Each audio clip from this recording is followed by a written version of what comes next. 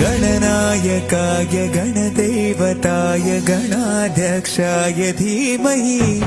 गुणशरीराय गुणमण्डिताय गुणेशानाय धीमहि गुणातीताय गुणाधीशाय गुणप्रविष्टाय धीमहि